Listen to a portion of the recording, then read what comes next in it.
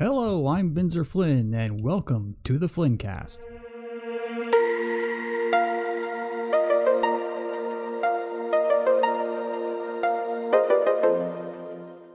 Aloha. Gentlemen, That's a stretch. you're right. Anything but late for dinner. Mr. Bitch. Yeah, okay, sure, why not? Oh shit, we were going to discuss some trailer as well tonight, right? I gotta catch up. Go back and watch. Go. Yeah, Black Widow Which trailer. trailer? Go watch it right now. It's brand spanking new. I watched it to be prepared. I was And also because Black Widow. I was particularly interested in your take on it, Merida. I didn't get a chance to dissect it, and I did watch it on the phone. So, but I'm excited, but I love her. So, and it was what I wanted, kinda. I think it's going to be what I wanted. Looking at it, it felt like something like a Bourne trailer or something. Yeah, well, I mean, I wanted it to be very spy-ish because that's, the best part of the Black Widow backstory and life story too. And I wanted it to kind of give the whole thing about but when she was trained to become an assassin. I wanted like that kind of backstory and stuff. So it looks like we're going to get it. No, I think it's going to be a really good movie, and I think that it has enough guy stuff that maybe we won't face the backlash that Captain Marvel did. Oh, we're still going to get those angry incel neckbeards, but you know what? I'm predicting we'll probably see a lot of Taskmaster cosplay. But she's also sexy. So Totally. maybe that will make up for it. I don't know. Although I'm glad it appears like they've kind of, and in over time since even, she first, after they kind of get past the, hey, she's being sexy around Tony Stark, Black Widow, once we got her to actually being her own character, they have gradually tried to fix the cleavage. And I can't remember which movies this takes place between, but it's somewhere around Civil War, I think. It's like takes place in the middle of everything. I feel like it does. From the trailer, it looks like it almost takes place between the two movies.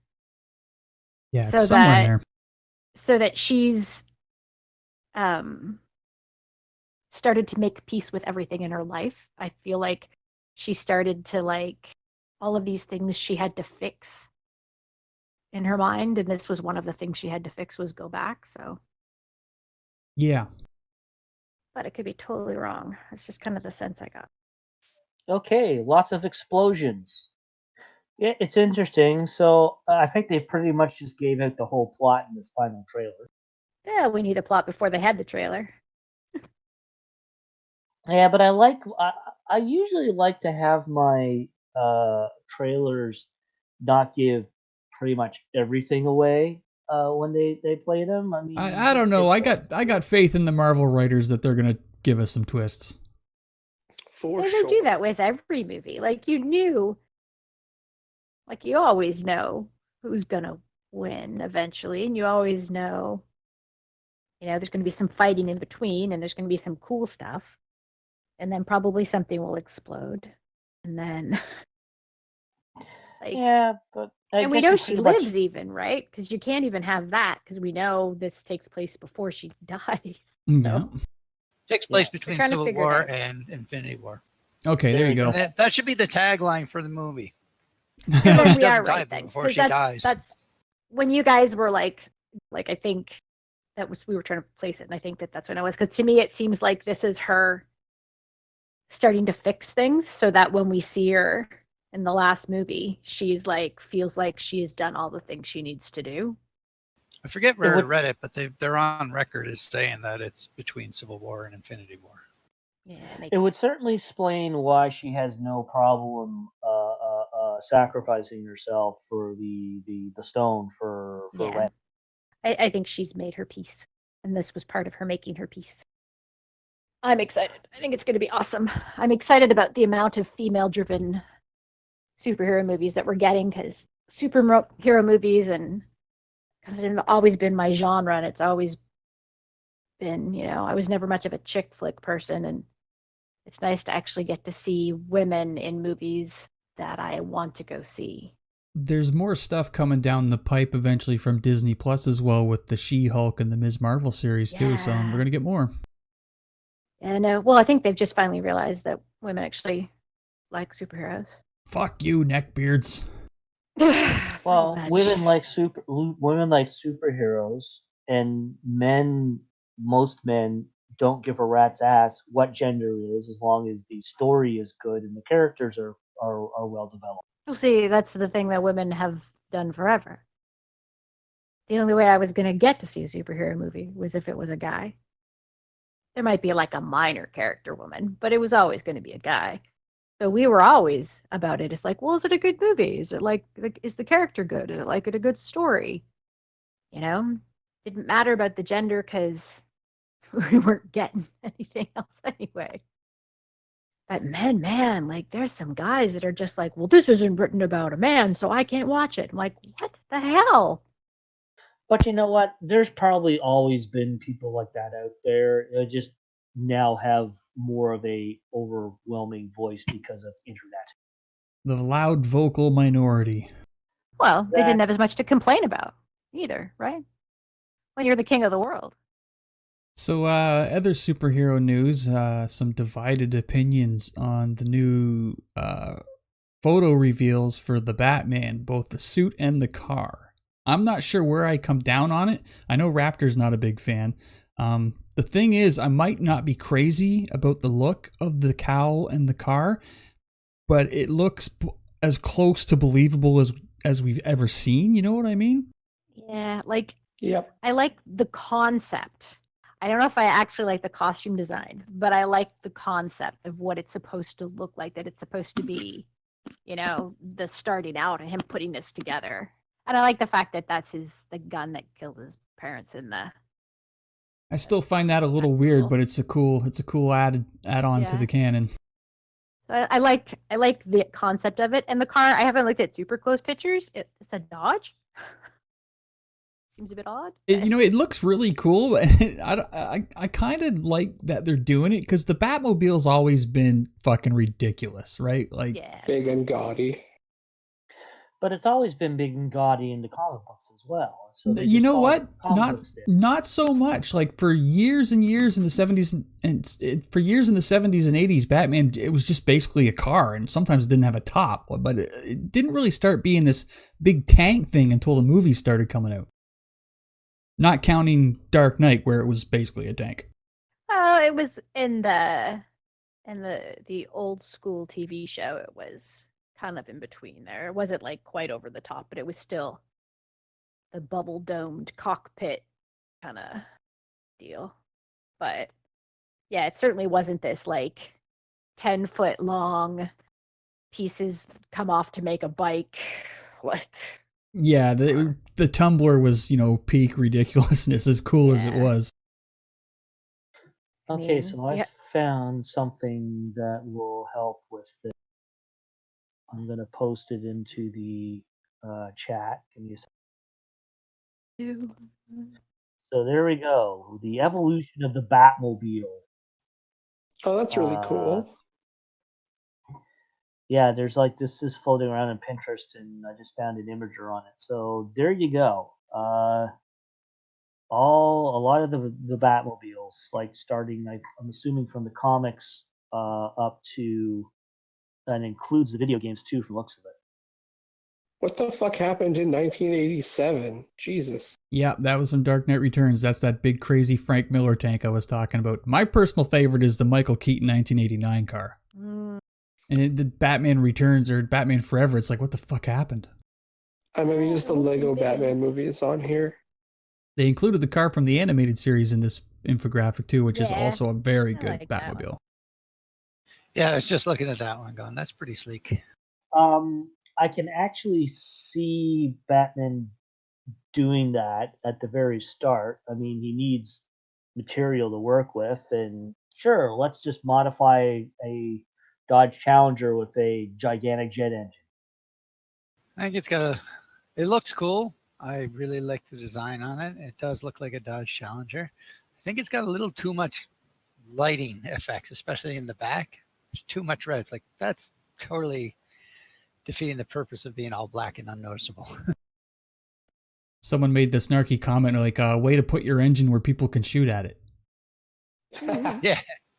The thing is, too, is that we can't, because they have to give him a starter outer kind of vehicle, but they have to give him something appropriate to the current times, too, right? Like, I mean, he didn't go in and take all my money, make me fancy gear instantly. I don't feel like so. I'll be completely honest. The Nolan Batman series, the Tumblr and such, I think was probably the most realistic in the way in those Batmobiles, because it could actually see something like that would work properly. I don't know. But that's I just feel me. like superhero movie, I have to suspend my disbelief anyway. So, This is true. I mean, we have a man that flies and shoots heat visions out of his. Yeah. And so if the car's a little fancy, meh. Exactly. The bat cycle that they showed in photos looks kind of the same, kind of that year one, not fancy-ish. I think it makes sense, and I'm actually excited to see what it looks like, because I mean, part of the thing with Batman and with Gotham and everything has always been partly the visuals, because it's always had that weird sort of Art Deco Gothic noir sort of thing going on. Yeah. So like I'm interested to see kind of how gritty they make it. I think it'll be cool. It's certainly got good casting. I'm looking forward to seeing it. I actually think Robert Pattinson's going to do a delightful job. I don't know why people are up in arms about it, actually. I never saw any of the Twilight series, so I have no idea how he acts. So this is a totally new thing for me, and I'm fun. You see him in Harry Potter? Oh right, he's in one movie Injury, as a wasn't he? as a B string character. He was delightful. I loved him in it. And he's done a ton of shit since Twilight. Like the guy can act. I still have to Yeah. see Lighthouse, but the Lighthouse apparently is phenomenal in it. Okay, we have to at least mention the other huge TV news. Fucking Kids in the Hall are coming back. That is amazing. Yes. I'm Something, ridiculously something, excited Gen about X it. or something, something. Same here. Look, give us this, okay? Just give us this. Just one thing. You forget us the rest of the time. At least throw us this. No, It's they like, just have this new segment called Cryos' crotchety millennial moment, where I complain that Gen Xers are getting all the good TV we don't care. aimed at them. It's not Anyway. like we're not letting you watch it. I mean, I know, that's the joke. I just seemingly have a cranky millennial moment almost every episode now. They said that they're going to do new characters, but they are going to do some old characters. So like we might get to see things like Cabbage Head and Chicken Woman 30 years later. pinching his head and pinching his head. Squishing your head, squishing your head. Yes, I want to see that. And Chicken Lady. Oh, I want to see Chicken Lady. Cabbage, can you imagine Cabbage Head? Like he's aged up. He's still hanging out in bars. Well, someone suggested that Cabbage Head's going to have his Me Too moment. It'd be brilliant. I heard a great story the other day about they were doing a live show and McKinney was doing the Crush Your Head guy, and it was like a live show. So he's up in front of people and he was using a camera or something to show who he's crushing the heads of in the audience, and the camera failed. And without missing a beat, he said in the voice, fuck it, you know what's going on here, crush, crush. That was one of my favorites. So if I can get that, if CBC can bring that back, and if they could bring me the Frantics, Oh, then now you're going deep cut there. Yeah, the Frantics. then I would be like, this would be Pioneers of get comedy. four on the floor. Oh my God, that show Mr. was great. Canoehead. Mr. Canoehead, a staple of Canadian culture. Oh, I love And All the you it. get- Frantics here. And you get a boot to the head. Did it. No. Cryous Boot is to over the there head. like, what the fuck? How come one year we had to not let them? Yeah, it was great. They were like, I want to wear a canoe on my head. I'm like, no, I see where you're going. Oh, that's a shame. As cool as that would be, that's going to be a problem. So they showed a picture of the 5 of them, and of course, they're all older and a lot grayer now. Scott Thompson doesn't look like he's aged a day. Well, he's one of our people. He's going of all the characters that are going to come back, there's going to be some Buddy monologues. There just can't not be. There has to be. I would be so disappointed. Buddy must have. There Must was come not. back. Buddy would have like the best stories now. What has Buddy been up to? Exactly. And like he was a pioneer, back in the day of showing people it's okay to be gay. Like he didn't give a fuck. He was out there. So the sketch I kind of want to see is, you remember Kevin McDonald and Dave Foley, the 2 characters where one guy kept doing a favor of the other, and the other, Kevin McDonald, kept letting him down. He slipped my mind guy. Remember that? Yeah. So in one of them, he ends up with Dave Foley's in jail. And he says, "You'll come visit me, right?" And Kevin goes, "Will do." And I'm hoping we'll go back 30 years when Lex will be like, "You said you were going to visit me in jail." And he'll be like, "Slipped my mind." That'll be. I want the demon too. Oh, I forget the name. Oh, yes. Maybe get Simon and Hecubus back. Yes. Oh that's heck it. yes, That's it. Simon and Hecubus. Hecubus. Yes, Hecubus. Yes, master. Oh, God. They're promising new characters, but honestly, if they went back to the old well, Yeah. I'd be okay with it. It's like I don't care. All of the old ones. That's fine. I mean, I know I can I can watch reruns for that, but still, I just want to know. That's the thing, because the characters were they were snippets of their lives. A lot of the skits, so getting to find out where their lives are now would be cool. I would be down for that. Yeah. I don't get crushing your head. I'm going to be very sad. There's some they know they have to do. They have to. They have to. Yeah, I mean they're known for certain things, and I'm sure they're going to bring. Sorry, Cryous, I'll make you watch. Okie dokie. It'll be funny. You'll laugh. Hey, you millionaires! Get out of that garbage! Anyway, the other extremely important piece of TV news, Mandalorian Season 2 has finished filming. Has wrapped Yes. filming. Yeah. That was quick. When's it due? And I'm getting me some more Cara Dune. Yeah, it was, I think her Twitter or whatever that announced it. It was just a picture of her sitting on a ship ramp with her gun. Carmine, I think it's roughly the same time next year. Okay, cool. And the, Sooner than Witcher. yeah, Giancarlo Esposito, who played Moff Gideon, he promised lots of lightsaber action in Season 2. Now, I know he's got the Darksaber, but who's going to be fighting with it? Who's going to be holding that other lightsaber? Please. Ezra. That would be Probably amazing, not actually. Ezra.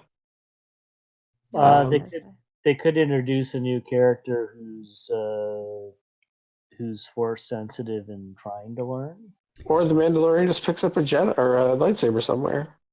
My guess is we're going to see Bo-Katan skip to the silver screen played by Katie Sackhoff, and she's going to want her saber back from Gideon. And that is my ultimate wet dream right there. That's like, You just made seriously, Merida you and have a me wet dream. both, man. Like, seriously. Obviously, since she's voiced her, she has to play her. Like, she has to. Plus, not to mention, it's not even like she's not right for the character, that her voice was right, but her person, like her appearance isn't, because she's perfect for it. Anyway. Absolutely. And she did have that mysterious tweet earlier in the year saying something cool happened. I can't really tell you now. Yeah, no, it'd be awesome. Be really cool, because, like, I mean, as far as we know, she had it last. Yeah, they have to resolve that. I have a feeling Gideon we're just going to hate his fucking guts the whole season. And then he's going to get what he deserves at the end. That'd be lovely. Or not. Who knows? Maybe it'll be like real life and not everyone gets what they deserve. This is a children's show. People. Those scout troopers got what they deserved. Oh my god, yes. Repeatedly. Sons of bitches. They, like, usually Disney holds very true to the regular people-looking people don't die. Like, if they throw them in armor, it seems to be okay. If you can't see their faces, it seems to be okay.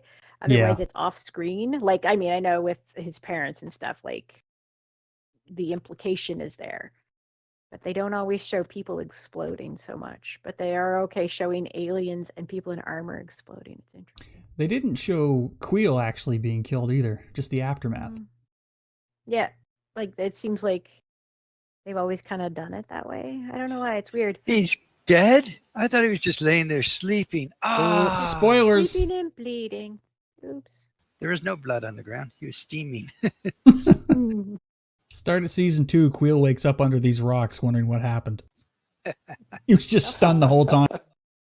Anyway, segueing into Clone Wars Episode 3. It wasn't a bad episode. I've seen it before. They've done the we land in a village. We're gonna fight for the villagers against the separatists trope. So Seems like they had enough time, though. They could have went straight to their vehicle and flown away, though, instead of putting the village at risk. It felt like reverse Seven Samurai to me. It was like, all right, they're coming. You better pick a fucking side. Look what they did to our friend. Shit. We brought our war here. Get in. Yeah. I know we said we weren't going to do that, but, meh. Surprise. While we're on the topic of Star Wars, R.I.P. Max von Sydow. And as I mentioned earlier, the character he played, Laura Santeca, is still with us in our D&D Star Wars D&D campaign, and he's going to be for a while. So I don't know. I'm kind of liking that. Like, if I may go off on a tangent for a few minutes, the Mandalorian sets out to find these Jedi wizards so that he can pawn off the youngling off to them, and he finds Laura Santeca, a younger Laura Santeca, and Laura Santeca gives him the download on all the things that is the Force. It's not inconceivable that there would be Church of the Force stuff in it, and they could recast a younger person to play that character. So I liked at the end of the episode when they're fighting the big droids and Anakin jumps around, slicing them up, dicing them up, takes them down, and then Wrecker throws Rex up to help fight and Hunter. And after they defeat them, all the villagers are gathered around Anakin cheering, like the Jedi always steal all the glory. Yeah, so Wrecker was hilarious in this one too. I was enjoying how he was just biffing people up that access tube. And Anakin's like, no, I got this. I really liked the not B1 B1s. Those look kind of cool and different. Yeah, and then they I was wondering why they looked so weird, but then they like transformed into flyers, and to me they looked like Geonosians. Yeah, Very I much definitely agree. Yeah. And in that pursuit flying scene, the distress call of the flying thing sounded suspiciously like a Varactyl, the lizard that Obi-Wan rides around. I think they recycled that sound. I noticed they said tech records everything. It's a hobby. And I'm like, well, that's not creepy. Yeah. Tech is creepy. Anyway, just he's creepy. I like tech. Shush. Nah, he's a little creepy. They're all creepy. Yeah, a little. I spend too much time in the basement. Kind of creepy. But Although, I will admit, Hunter pulled out the double vibro knives or whatever, and I'm like, oh, there's our Artemis. Hunter's helmet is actually the closest to an actual Imperial Stormtrooper we've seen so far.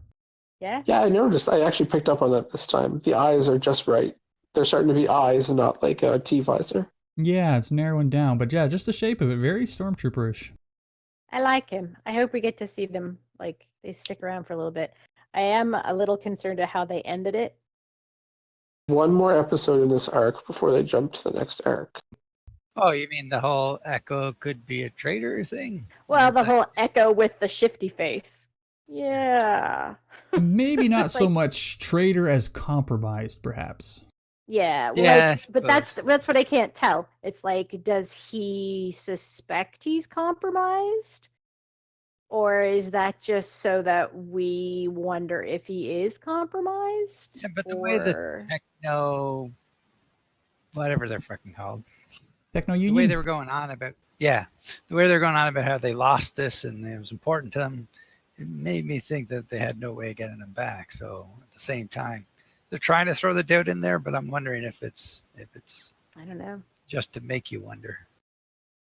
Well, didn't they say something early on about him not being unwilling. Am I imagining that? Like when they were talking about the I don't knowledge that remember. I they think were they getting? did, but I think I played it off as because he's jacked into your machine. He has no choice Yeah, in the says matter. in choice. My thing is that like the techno union seemed like they were really upset at losing this asset, and my thing is maybe they will somehow reestablish control over him, and that's why he's going to be a problem for the good guys. You know what I mean? Yeah. Well, I mean, it's definitely, I don't know. It could be as simple as he's brainwashed anyway, because I mean, God, they were plugged into his head.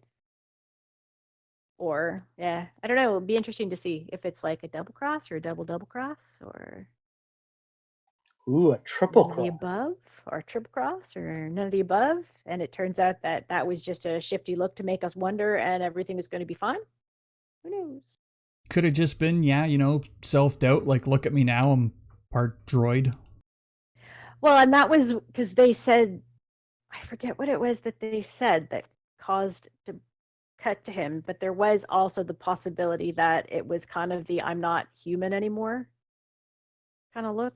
I forget what it was. Right. I forget what the line was, but like it also could have been read in the my humanity is lost kind of thing.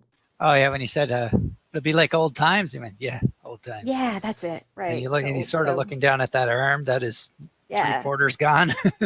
So it could be that that he's filled with doubt about how is he going to, Yeah, I'm just fight writing it all off that as trauma. It's hard to say. I don't know. We'll see.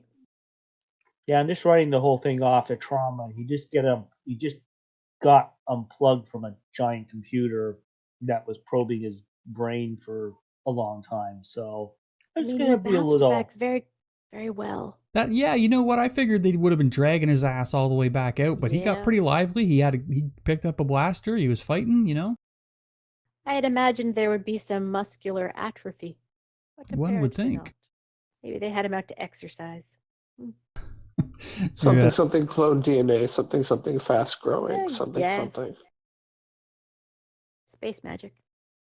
All right, not too much to cover in Clone Wars tonight, so who's ready to get ass deep in Romulans? Woo!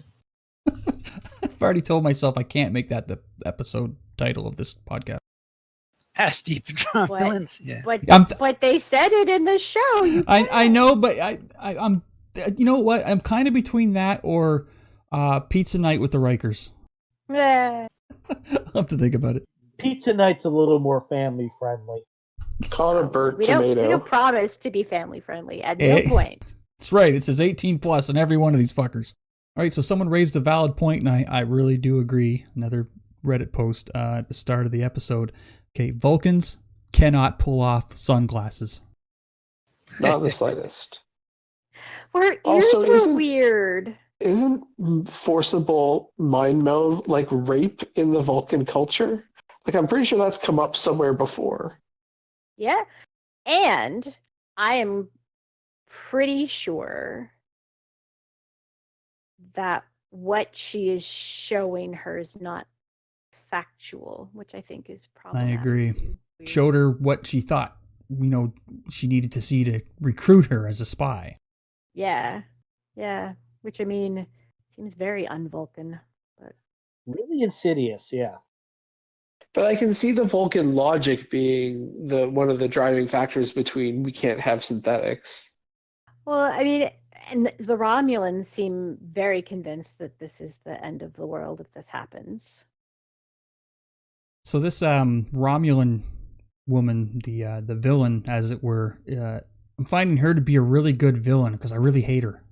Well, and what's the prediction? Is that Elnar going to take out all the Romulans on the cube?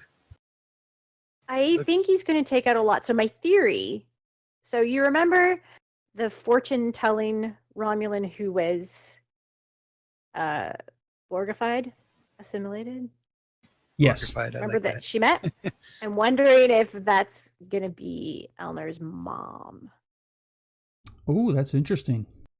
Yeah, because he told him that he had to find somebody else who could activate the Queen's doorway, gate, whatever they called it. Elnor running around in the Borg cube felt a lot like Kenobi running around in the Death Star. Yeah. It's like you don't know where you're going. And you're just waiting, somebody's going to kill you. But I think that, because he found, was it a key? What did he get the last time? Like, I couldn't tell what it was he a distress picking up. call.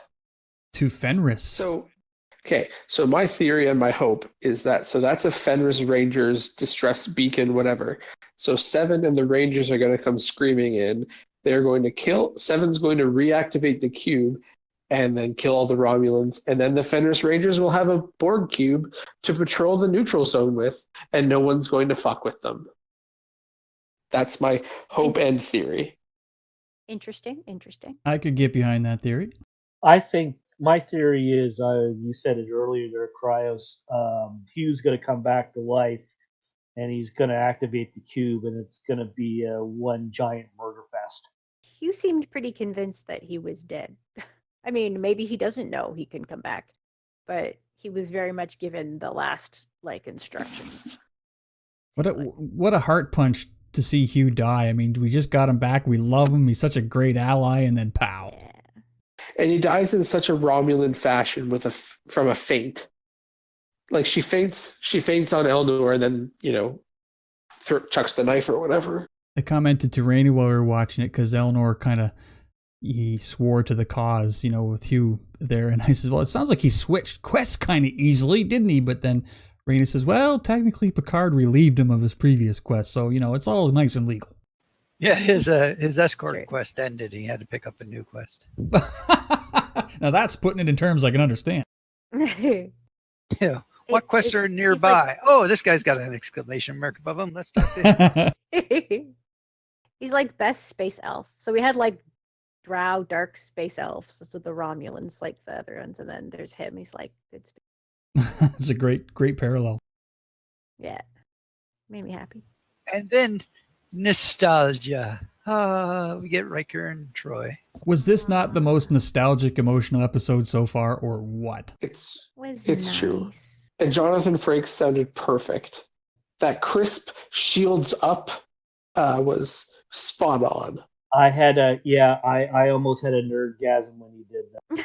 The guy famous for shouting Red Alert basically had a Red Alert moment in his own house. Yeah. Yes. I loved it when they're sitting on the dock.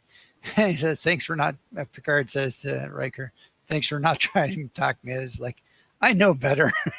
It's like, yeah. How many away missions did you try? And no. They mixed in a number of TNG music riffs, and that was one of them. And yeah, it was. And I was talking to Jenny, who is the biggest TNG fan ever, and we don't think there was any acting involved when they were all hugging. And I'm guessing no director told Jonathan Frakes to put his arm around Picard. I think Frakes just did that on his own. It was. Yeah, I'd agree. It was just good when you saw. But the little girl, as soon as you saw her, I'm like, oh, they're a little child. So we meet Kestra, and apparently, I don't remember this from TNG, but she was named after Loxana's first daughter, who she lost. Yeah.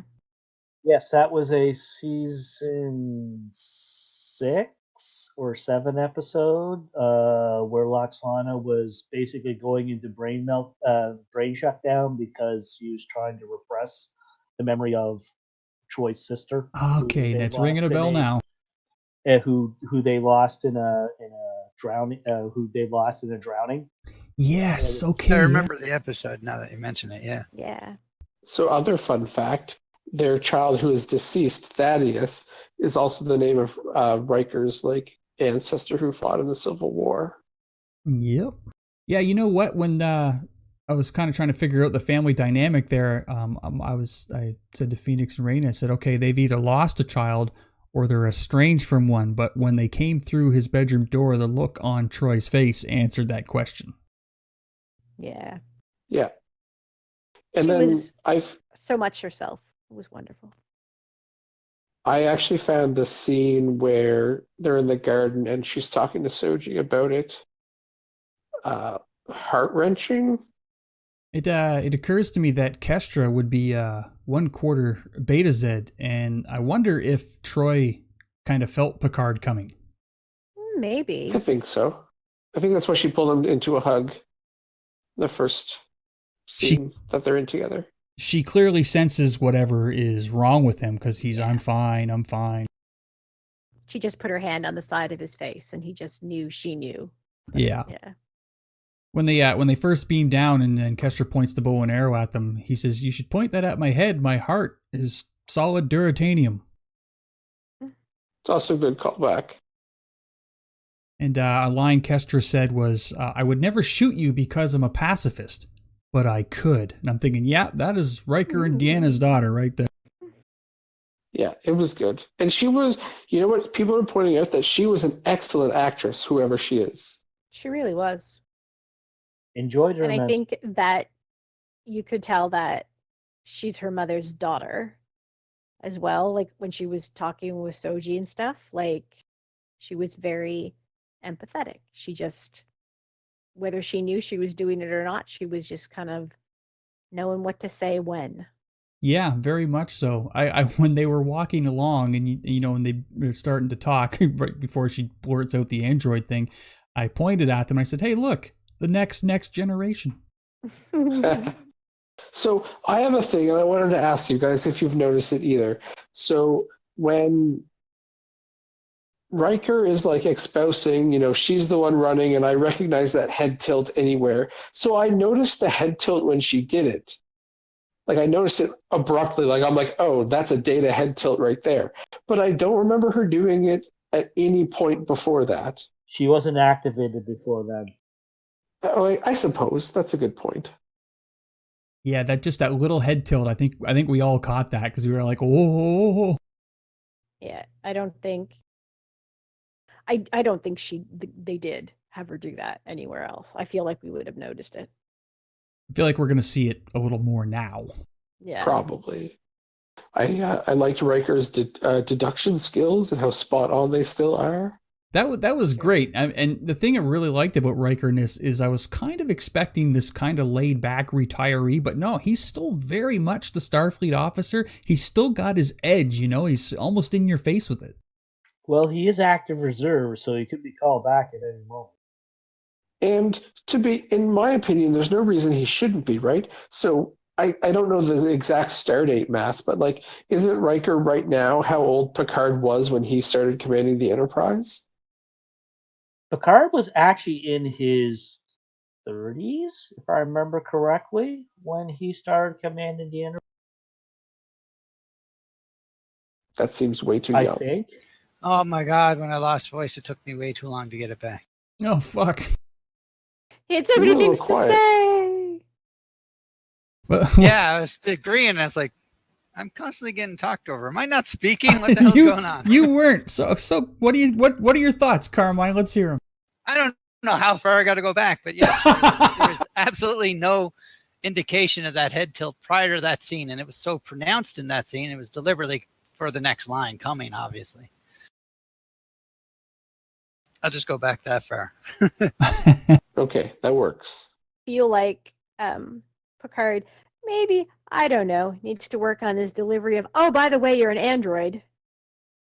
Yeah, bedside Like- manner was never a strong suit. Yeah. Oh my God. I'm like, And then for him to say, oh, yes, we took you all the way out here, treated you really nicely, and fed you just to torture you. It's like, oh, Picard, it's not right. he got smacked down for that. Yeah, Troy gave it to him for that. As an aside, Cryos, he was 28 when Picard started captaining the Stargazer, so he's around 58 when he took command of the Enterprise. Yes, that's what I just looked up. So 1987, 47-year-old Patrick Stewart was playing 59-year-old Jean-Luc Picard. So actually, Picard is 94 years old in this show, apparently. Jesus. That seems weird. Moves pretty well for a 94-year-old. Apparently, he's the greatest captain ever. Greatest captain ever. I don't know why I said that. I must have been drinking. It was I got- funny. It was well done. I got a bit of an aside here, Star Wars related. I was reading webcomics as I was looking over that Star Wars The High Republic art, and there's like a Wookiee, but with clothes on and a lightsaber. I think I hate this. I feel the same way if I saw a bear with a katana. It's just unnecessary. We're talking about a creature that dismembers opponents when they lose at space checkers. I mean, it's goofy, right? And the last guy responds, if I saw a Wookiee coming at me and he pulled out a lightsaber, I think I'd be relieved. At least you know your wounds aren't going to bleed, right? Yeah. I've heard it said before that Wookiees are surprisingly force sensitive. Yeah, I've heard that actually too. Well, we had a Wookiee Padawan in the Clone Wars, so there you go. I saw a picture, I think yesterday, of the scene where Anakin goes in to kill the younglings and he's got his lightsaber out and all the kids' heads are blue and red triangles from Beat Saber. Oh no. That's terrible. Oh, so some eagle-eyed fan noticed that the shirt Kester was wearing said Sex Pistols in Klingon. Did it really? Apparently so. It's sex phasers, Oh, phasers, okay. which makes more sense. So Oh. basically, it's a 25th century Klingon grunge band. Which now everybody Punk wants to band. hear the music of. Space punk. Spunk. Eh. It's a bad name. Should not call it that. It's fun. What do you think of that new Pretty spunk? strong. Oh, it was great. I can't wait. Okay, it's no worse than Jizz Whalers from Star Wars. True. Yeah. I think it's Man, better, actually. did you hear that sweet jizz last night? I fucking hope not. Fucking Lucas. Why the we're one 18 plus. So one of the things I really liked about this episode was when they were talking about Thaddeus, and they talked about how he was born in a starship, so he thought the idea of having a homeworld was fascinating. I thought that was kind of cool, and not a poke, but like an actual real-world comment about what life growing up in space would be like not having a planet that you call home. Yeah, you know, it kind of reminded me of the Mayweather character from Enterprise, who was a boomer, always lived on spaceships. So someone noticed that the photo of Picard with baby Thad was, I mean, it's just Photoshop, but they Photoshopped it onto the conference room background of the Enterprise E. Picture? Which is odd because he definitely was not Yeah. born on that ship. I just assumed it was a visit. Yeah, I was going to say, like, they could have been on that ship, though, and then Jean-Luc was I doing guess. the, They're allowed to visit each other. So as the episode ended and they kind of panned out from Riker and Troy's home, I was thinking to myself, how soon before that's on Airbnb like Tony Stark's cabin was? to. Oh yeah, for sure. Same thing as the vineyard. While they were at dinner, they're trying to figure out where to go next, and Kestra basically Googles this, whatever the fuck this Captain Crandall guy is. Is this a person or an AI or space Google? I didn't really get that. So there are a couple. So I saw this on Reddit. So there are a couple of Crandalls in the lore somewhere. Nothing about any of them ever being a captain. I feel like it's going to I be mean, a guy living down by the junkyard with, like, In a spaceship. shuttle down by the river. Yeah, like, he's, like, seriously going to be this guy who everybody discounts, but turns, like, as making up his, like, war hero history or whatever. And it's going to turn out that, I just thought it was like the Ask Jeeves of the 24th century or whatever. well, it was, so I don't know if she, like, texts with him or whatever, like, so when she held up that thing and said, he said it was this planet that has no name or whatever, like, she said, I asked him, like, did you message him? Did he give you a pager? Because that's a problem if, like, people. are I know, sending right? pagers. Riker could be like, who are you talking to on the space internet? Like, what is that? What's happening?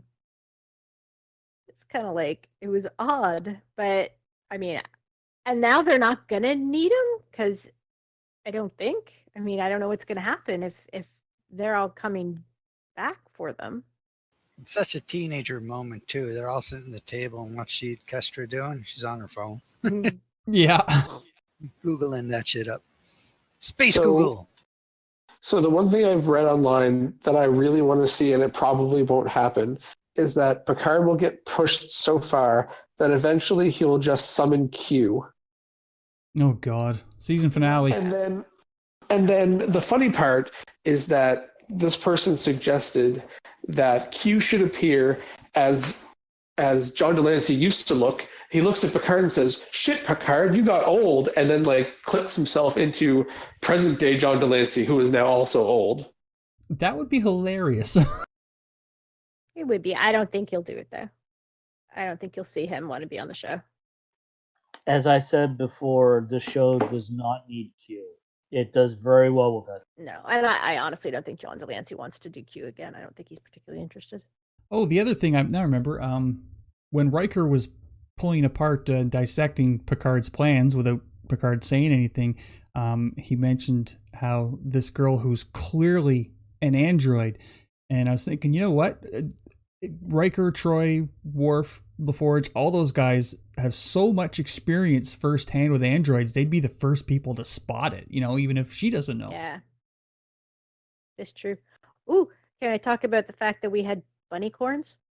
And that they made sausage. So she's a they're also pacifist, poisonous? but still shoots animals. I was just about to say, isn't that kind of Being a What's the word? pacifist doesn't mean you're not willing to hunt.